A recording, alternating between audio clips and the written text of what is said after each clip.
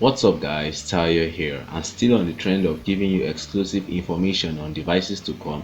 In today's video I'll be giving you exclusive information on the Infinix Zero X Pro, which should be the highest end model of the Infinix Zero X lineup. So do me a favor and click on that like button for the algorithm, and with that being done, okay guys, let's get started. The Infinix Zero X Pro is set to launch in a couple of weeks from now, and with the specs I'm seeing so far, this device looks promising. Okay, let's start off with the design based on these renders. You can see that we'll be getting a USB Type-C port with a single speaker grill at the bottom, accompanied with a SIM card tray.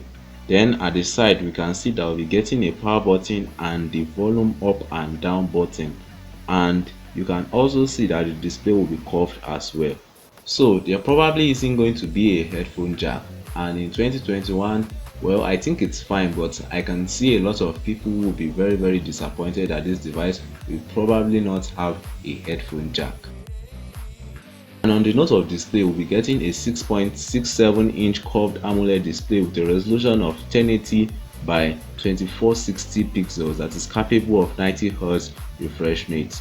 So you know your media experience on this device will be really good, and since it's an AMOLED display, you'll be getting vivid colors and deep blacks, which is really nice from an Infinix device. Let's talk software, shall we? The Infinix Zero X Pro is set to come right out of the box with Android 11 with XOS 7.6, and XOS is Infinix custom skin. But there are also rumors that will be getting XOS 8.0, which will bring new features and it will be more reliable than other versions.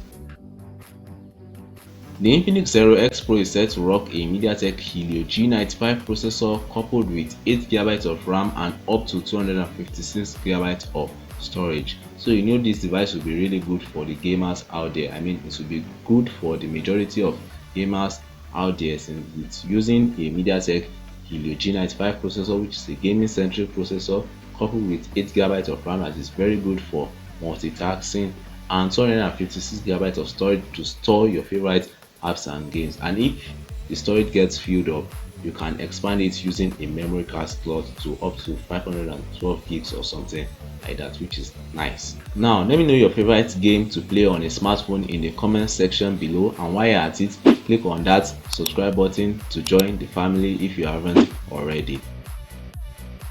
Moving on to the cameras, we'll be getting a triple camera setup consisting of a 108MP selfie camera, an 8MP periscope telephoto camera, and an 8MP ultra wide camera. Wow, I see Infinix is trying to level up their camera game in 2021, since this device will be able to shoot videos at 4K 30 frames per second and 1080p 30 frames per second from the 48MP selfie camera. Although I would have wanted 4K at 60 frames per second, but an improvement is very much acceptable nonetheless. Well, we get a 4000 mAh battery on this device that is capable of charging from 0 to 100% in 10 minutes, and I've made a video on this topic, and trust me, it's mind-blowing. Link to the video in the iCard above. Now I think it's unlikely that I'll be getting 160 watts charging on this device, just because the device that even got that type of speed was a concept probe from Infinix.